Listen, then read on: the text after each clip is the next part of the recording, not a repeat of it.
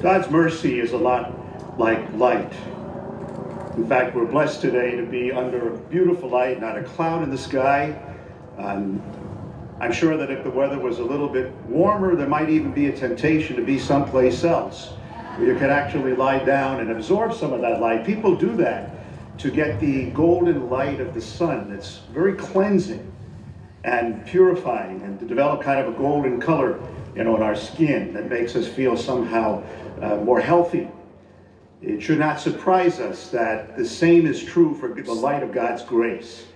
That just like when you hang things out in the sun, they have a way of purifying whatever it is that's there, whether it's clothing, whether it's a fish, or even a person. It somehow burns away the impurities and makes kind of a beautiful, golden, purified product as a result. God's mercy is a lot like light.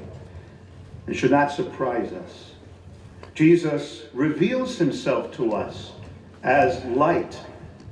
I am the light of the world. Not just a light, not just any light, but the light, which means that as the light of the world, the light of Jesus' mercy is a light for everyone. Not just those who believe, but even unbelievers. For God lets the light of the sun shine on both those who believe and those who do not. God is very generous with his mercy. In his light, all things are revealed in the splendor of the original grace. How things were meant to be. Many Christians are familiar with the doctrine of original sin. This is a theological way of understanding that God created the world good and whole. All of the components of God's creation were in harmony, like an orchestral ensemble playing on different instruments that procreate, if you will, a beautiful symphony. The original grace of creation as God meant it to be. Satan disrupts the order and beauty of God's creation by tempting and inducing us to play wrong notes, to live not as we were created, in God's image and likeness, but according to a lesser design, a pattern of broken chords, or discord, if you will. This tendency of all of us to go off key, to wander from the divine composer's score, is something we observe throughout history. It's something we see in others. And if we look into our consciences, which are the mirrors, our soul's mirror of our actions, we see it in ourselves. Genesis dramatically depicts the fall of creation from God's original plan of harmony and beauty, detailing all of the consequences of the demonic deception that Adam and Eve fell prey to. That we are born with an innate tendency to repeat their folly is why we speak of this kind of structural sin or deviation from God's grace as original. Even before any of us commits our first sin, we seem set up to fall. Our experience of life confirms this tendency. As we face temptation every day, we wake up each morning to a world that is broken, torn by rivalries, violence, and great injustices. The image of Jesus on the cross is a good depiction of this broken humanity. It is a reminder of the effects of original sin on all of us and of all the individual and structural patterns of sin that our world is stained with. Fortunately for us, the crucified is the risen. The full force of our sin, which crushed him on Good Friday, is vanquished by the divine mercy, which forgives and transforms this awful weight into an eternity, an eternal presence of grace. That is what the resurrection affirms. God accepts the sacrifice of Jesus for us, fully human and fully divine, as an eternal bond that seals and heals our brokenness and our chaotic, cacophonous effects of those wrong notes, which we call sin, on the symphony of life. It now enables us all to play in harmony with the original order of God's creation again. We live by the powerful radiance of God's grace. I think we might envision this as a seamless cloak of God's mercy.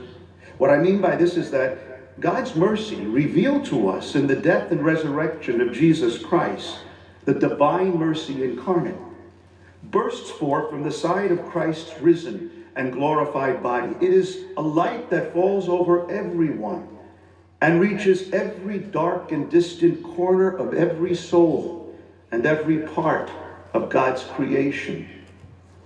Like a seamless garment, there is no beginning or end to the flow of God's mercy.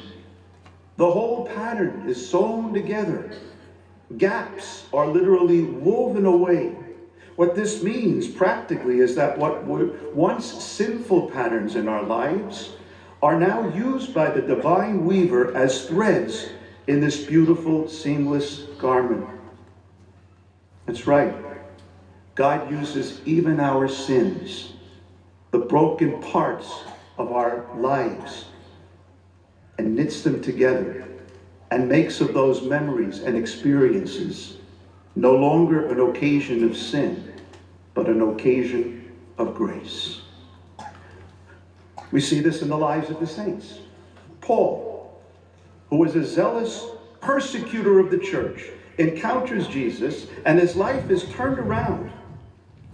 Under the pattern of divine mercy, God takes that same zeal, that same passion that was used destructively, but now uses it to enable Paul to play in the harmony of the gospel message, which brings hope to former sinners like Paul. The Gospels are not shy about exposing the sins of the apostles, but are now woven into the narrative seamlessly, connecting their stories, our stories, to their stories. Thomas, the skeptical doubter. Peter, the cowardly denier. Not to mention the many others whose broken lives are put back together by the mercy of Jesus Christ. Mary of Magdala, once possessed of 7 demons, who was the first to encounter the risen Christ.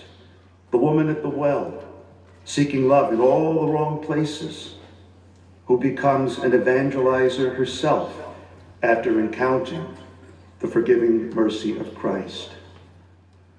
I know a woman alive today who in her youth experienced terrible sexual abuse. And like all of those who have experienced any kind of abuse in their lives, and particularly sexual abuse, the memory never goes away. The pain stays and is relived every time the memory comes back. And even though we rely on psychiatric help, community support, all sorts of different types of healing, they only touch the mind, but they can't touch the memory and the heart. This woman went through much of her life thinking that her life would never be able to be healed. She even thought of taking her own life, and got to such a point that she could go on no longer because no one could help her. Nothing could erase that horrible memory. So she got down on her hands and knees and pled to the divine mercy to the Lord to heal her. She experienced the power of God's grace, who not only healed her, but also lifted her up and made of her life an occasion of grace, putting back together the pieces of her brokenness so that she could now witness to the world the power of God's grace to overcome any evil, any dark secret, any hidden corner of the human soul. For God's light shines everywhere. And not only, as this woman continues to tell her story, not only is she healed, but she also finds herself in a better place, better off than she was before. How can this be? God does not will such evils. God does not will such pain, but God uses even the most incredible, unbearable pain and evil and can turn it into an occasion of grace. And we see this time and again in the lives of the saints. Where does your story fit in? As a disciple of Jesus and a beloved son or daughter of God, whom Jesus would have died for if you were the only person in the world, that beloved son, that beloved daughter, what's your story? And how is it touched by God's grace? You have an important part to play in God's orchestra, in the symphony of life. Jesus wants to weave the story of your life and mine into the seamless garment of God's mercy. But you must let his light shine on you and penetrate every corner of your life's history. Contemplating the image of the divine mercy is a very wonderful and helpful way to grasp the meaning of this transfiguring light of God's grace. The Sunday is the 8th Sunday in the octave of Easter, and actually we could still say Happy Easter. It's still Easter. And the church does this so that we can open our hearts to the enduring power of God's grace. And not only this week, but every day of the Easter season, and for the rest of our lives, God's mercy does not stop. My prayer for you is that you will experience the deep and healing power of the light of God's love that seeks out every dark region of our lives, every sin-ravaged acre on our planet. One reason we extend that celebration of Easter, as I say, is so that we can experience the deepening power of God's grace, and that it can touch our hearts more deeply, like it did in that woman's life who was turned around. Jesus wants to touch us. Let him look at you, heart to heart. That is what the divine mercy is all about. He's walking through the world, seeking out the lost and wounded, the divine physician, the good shepherd, looking for the lost sheep in each and every one of us. Out of his loving heart stream the red beams of his blood outpoured, the sacramental life of the church and the waters of baptism, and the transparent light of his purifying gaze that will weld together and bring our discordant notes into holy harmony with his voice. In the English language, holiness and wholeness sound alike. This also bespeaks the reality of how God's grace unites us with him and one another, knitting all together in the seamless garment of God's merciful grace. None need to be lost. All are loved. Accept being accepted, and let the Lord heal your heart and your soul. In his light, we see light, and God's creation, once again, is made whole.